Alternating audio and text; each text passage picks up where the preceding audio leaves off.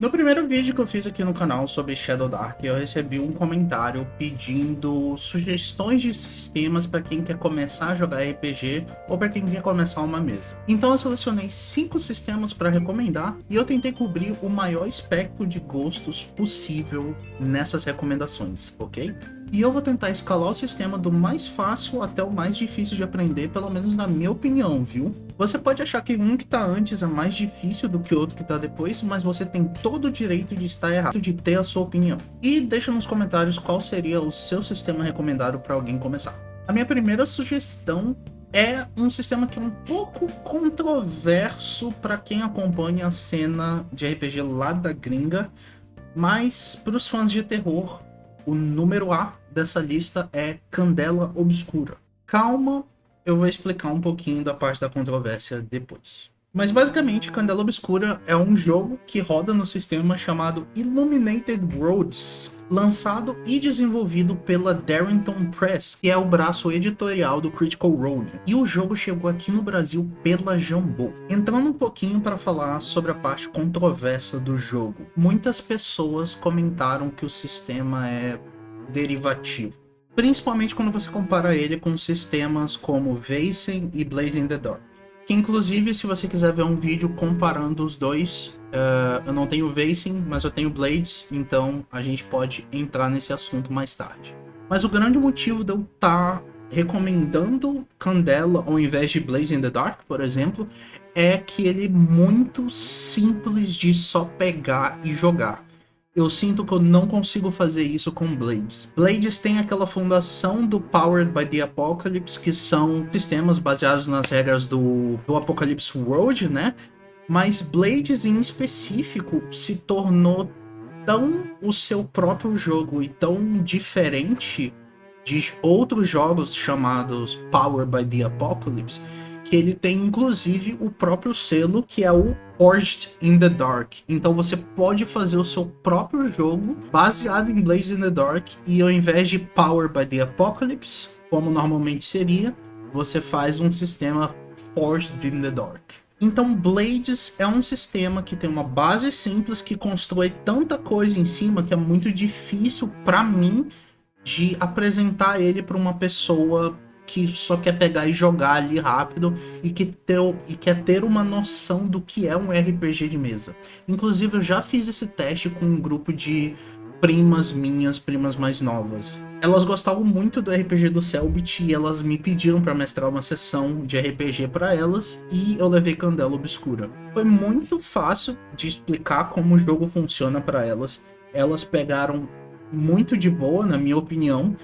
E por mais que de vez em quando elas ainda dessem uma bugada em como funcionava certas coisas, no geral, o one shot que eu mestrei correu muito bem. Elas saíram felizes e pediram para jogar de novo, mas até hoje a gente não conseguiu parar para jogar direito, não.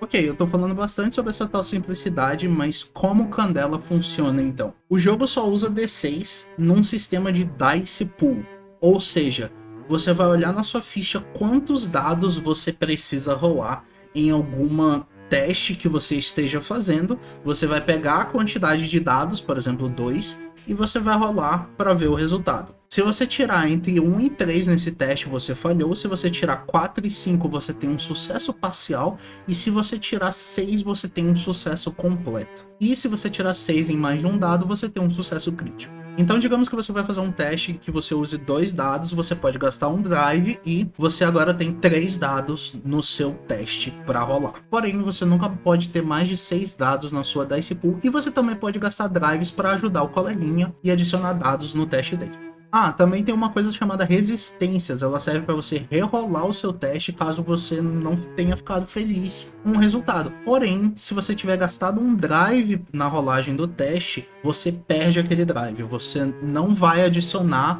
o dado que você ganhou com o gasto dele. Você tem que rolar o que seria o teste cru, digamos assim, sem drives a mais. Você tem 9 tipos de ação para realizar, elas são divididas entre 3 grupos, e cada um desses grupos tem os seus drives e suas resistências. E a cada 3 drives máximos que você tem, você ganha uma resistência para gastar. E é isso.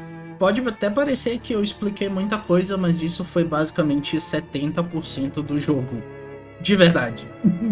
Existem mais algumas regras, é claro, como habilidade de personagem, tipos de personagem, mas esse é o core das regras, esse é o core pra jogar.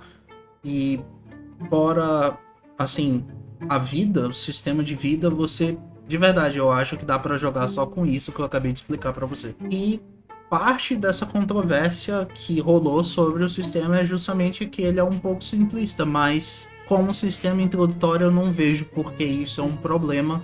Eu acho que ele tem o seu mérito, eu acho que ele tem o seu valor, e é por isso que eu tô recomendando ele aqui. Ah, mais uma questão sobre sistemas introdutórios e coisas do tipo. Em Candela Obscura, o mestre não rola nada. Então ele só precisa se preocupar em conduzir o jogo, conduzir a narrativa.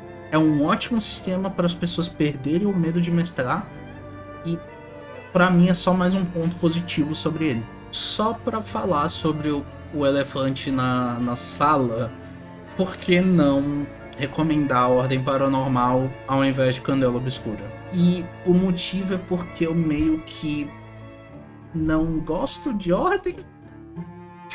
Eu acho que ele acaba sendo mais undercooked do que o Candela, porque o Candela pelo menos tem algumas coisinhas ali que eles tentaram fazer, e Ordem é só uma reskin de Tormenta 20.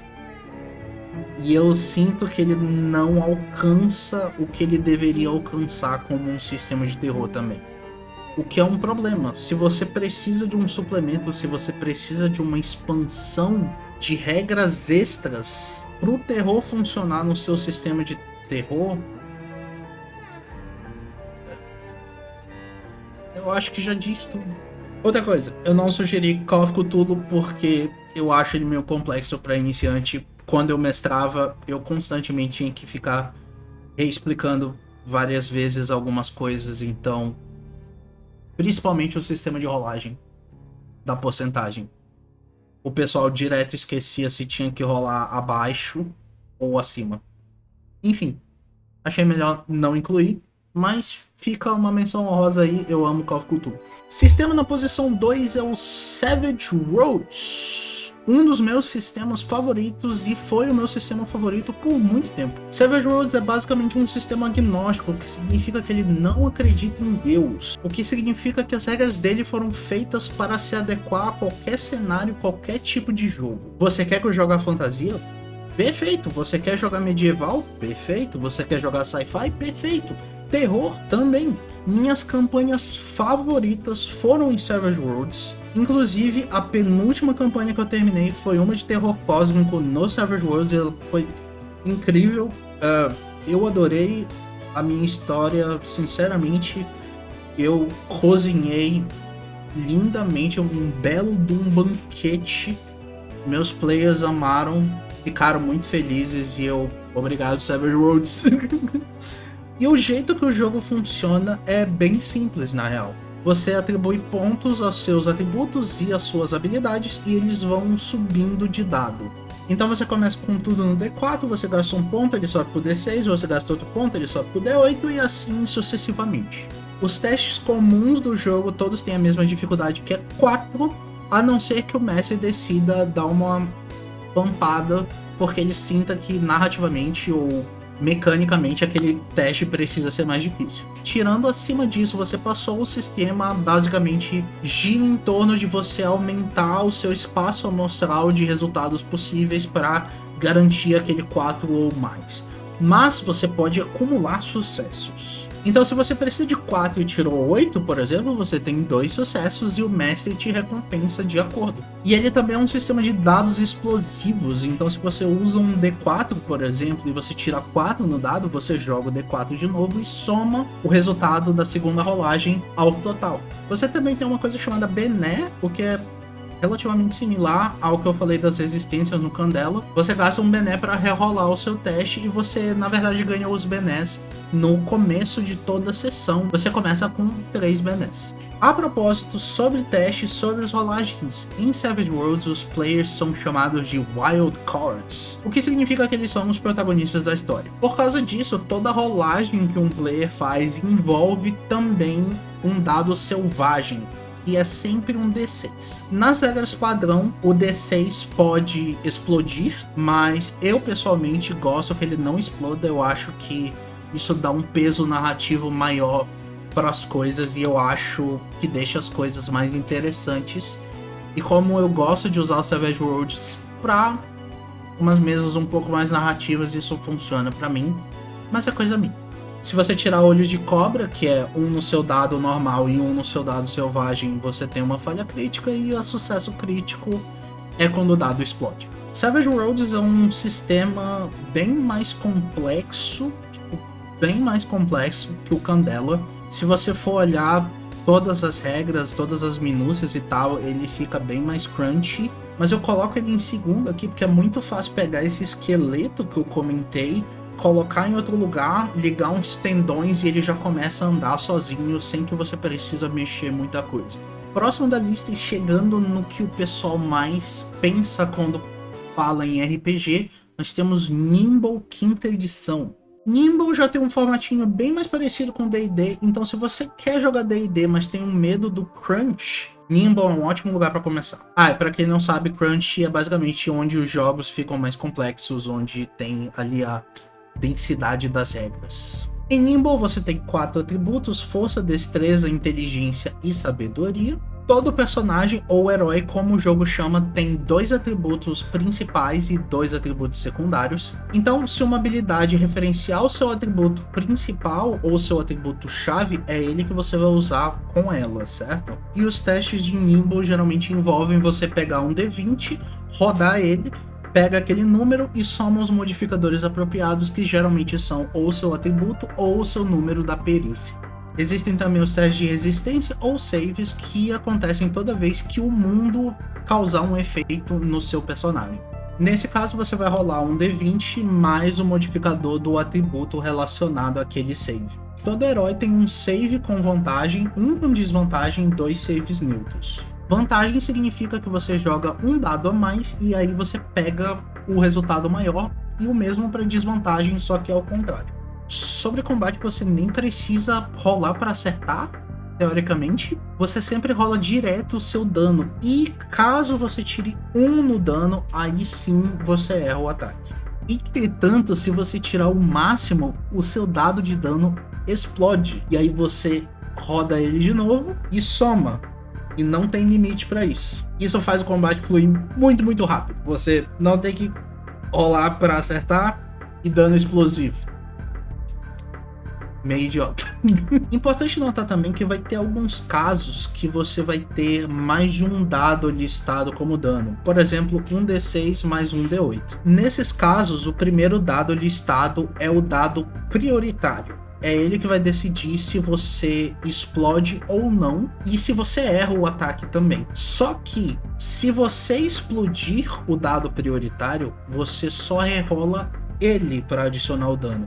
Então, se você tirar um 6 no D6 e um 4 no D8, você mantém o 4, mais o 6, você já tem 10, você rola o D6 de novo. Caso você tenha 2 dados iguais, tipo 2D6, o mesmo se aplica, só que o primeiro dado que você rolar é o que conta como prioritário. E isso é Nimble. Sério, eu basicamente li tudo que tem no Quick Start do jogo aqui. O próprio livro core de regras não é muito longo, é tipo 67 páginas. Nimble é o único sistema dessa lista que eu pessoalmente não joguei, mas eu sinto ele parecido o suficiente com outras experiências que eu tive com jogos de fantasia para recomendar sem restrições, digamos assim. E eu também ouvi falar bem do sistema de amigos. Eu também coloco ele aqui porque, apesar de, em termos de complexidade, ele ser bem mais de boa do que o Savage Worlds, já começa a aparecer algumas coisas como build de personagem, então já começa a aparecer um pouquinho, sabe? Demanda um pouquinho mais de experiência, digamos assim. Então tá aqui em terceiro lugar. Ah, meu cabelo tá um pouco descontrolado demais hoje. Não dá pra ficar com ele solto, não. Em número D, temos mais um sistema da Darrington Press que tá aqui no Brasil pela Jambô, Daggerheart. Eu diria que Daggerheart é um meio termo entre um jogo como D&D e Candela Obscura. Como mestre, você vai usar um D20 para rolar, bem padrãozinho, mas o que fica interessante é como player. O jogador rola com 2D12. Um deles é um dado de esperança, que eu usei um dadinho clarinho aquamarine para ilustrar, e o outro é um dado de medo, que eu usei um roxinho aqui para ilustrar. Você vai rolar os dois dados e somar o resultado, mas você precisa lembrar qual dos dois tem o resultado mais alto.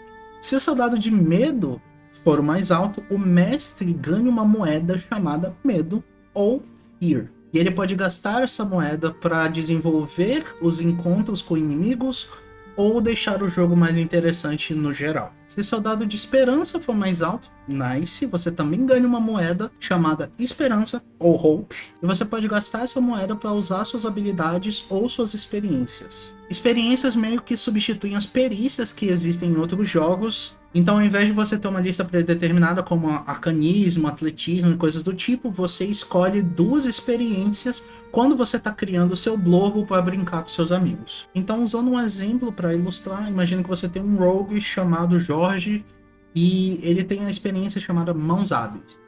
Toda vez que você for abrir uma fechadura, você faz todo sentido que você use a experiência Mãos Hábeis, porque, né? É onde se enquadra. Foi para isso que você criou a experiência. Então você gasta um de Hope para adicionar um bônus de mais 2 àquela sua rolagem, se o mestre interpretar que faz sentido usar a sua experiência naquele momento. Esse é o momento que o seu mestre vai dizer não. Daggerheart também usa números fixos para os seus atributos, então fica muito mais tranquilo de fazer. Você não precisa pegar dados e rolar e contar com a sorte para você ter um personagem com atributos decentes. Você só olha o bônus, vê onde você acha que faz mais sentido colocar ele e coloca lá direto. O jogo tem 9 classes com 2 subclasses cada, e cada classe pertence a 2 domínios. Esses domínios são responsáveis pelas suas habilidades e elas são estilizadas em formato de cartas. Na verdade, em Daggerheart tudo são cartas, incluindo as raças, aqui o sapinho que caiu na graça do povo quando as artes iniciais saíram. O formato das cartas é bem interessante para mim. Ele me lembra bastante como funciona skill trees em videogame. O que eu acho que facilita o entendimento do conceito de build de personagem para muita gente, porque por mais que você nunca tenha jogado um RPG de mesa, você provavelmente jogou um videogame na vida e você consegue entender esse conceito de forma mais simples, na minha opinião. Antes de falar do último sistema, eu gostaria de fazer 2 menções honrosas aqui. Uma é para Old Dragon e a outra é para Shadow Dark. Old Dragon é um sistema de RPG brasileiro, então apoia a cena BR. E foi o primeiro sistema que eu joguei propriamente dito, com regrinhas e tudo. Então tem um espaço muito especial no meu coração. E eu gostaria de falar sobre ele aqui mesmo que rapidinho. Ele também tem um formato parecido com D&D, só que mais simples. Shadow Dark eu ainda confesso que eu ainda não tive a chance de jogar. Ainda estou terminando de ler o livro. Mas eu vejo um potencial muito grande nele. E assim como o Old Dragon, ele também é um D&D mais simples. Então... Mas ele tem o diferencial da pegada old school de Dungeon Crawl, que eu acho que pode ser interessante e pode pegar um tipo de jogador diferente de RPGs de mesa. Eu acabei recomendando muitos jogos com um foco meio narrativo, né? Porque é o tipo de coisa que eu acabo gostando de jogar. Eu gosto de contar as histórias e coisas do tipo. Apesar de eu gostar muito da parte mecânica também. Mas eu queria deixar aqui uma recomendaçãozinha pro povo que gosta mais do crunch e da parte mecânica. Chocolate. Sem mais delongas, o sistema número 1 da lista, o que eu mais recomendo entre todos esses é o sistema que você quiser. Sim, não é um sistema específico. A verdade é que por mais que eu liste 80 sistemas aqui, se você quiser muito jogar um em específico, você provavelmente vai jogar ele mesmo. Se você quer muito jogar um sistema, jogue ele, não tem problema. Mesmo algum sistema que eu tenha dito aqui que eu não goste, como foi o caso, eu comentei rapidinho sobre Ordem Paranormal. Se você quer jogar Ordem Paranormal, jogue Ordem Paranormal. O importante é que você jogue, porque no final eu consigo falar por mim mesmo e nós temos gostos diferentes. O que eu não gosto pode ser, sei lá, a pièce da resistance na sua vida. O meu foco aqui foi justamente não ir para um lado de sistemas muito complexos que eu acho que pode ser um turn-off para a maior parte dos iniciantes. Então por isso que eu escolhi essa listinha aqui. Mas existem sistemas ainda que podem parecer um pouco complexos e podem parecer um pouco intimidadores para jogar, principalmente se você for o mestre. E eu gostaria de lembrar a vocês, todo livro de RPG que se preste tem a mesma regra escrita bem no comecinho, e eu vou estar parafraseando, mas ela é basicamente assim: esse livro é só um guia, você joga como você achar melhor e como se sentir mais confortável. Se você quer jogar D&D e acha confuso ter um monte de perícia, tira as perícias. Eu mesmo só fui contar rações de comida e dias de viagem no ano passado. Então você absolutamente não precisa de tudo que está no livro para ter uma experiência legal. Inclusive tem muitas regras quase idiotas num livro de D&D. Se você já leu o livro do jogador de cabo a rabo, você sabe. Não precisa seguir tudo que tá no livro. Lógico, se você for o mestre, é bom ter um entendimento um pouco maior das regras, porque isso vai ajudar a resolver algumas disputas, digamos assim, que possam acontecer na sua mesa. Mas a palavra final ainda é sua, lembre-se disso. Se você quiser improvisar uma regra na hora, você tem todo o direito de fazer isso e você tem todo o poder para isso também. E se você for um jogador, eu sempre falo, o mais importante é saiba o que o seu personagem faz. O resto, foda-se. Mas é isso, gente. 5 sugestões. Isso é 10. 5 sugestões de sistemas de RPG para você começar a jogar. E 7, se contar as menções honrosas. 7, se contar as menções honrosas. Espero que tenham gostado do vídeo. Deixe o seu like, se inscreve no canal e vejo vocês no próximo. Tchau, tchau.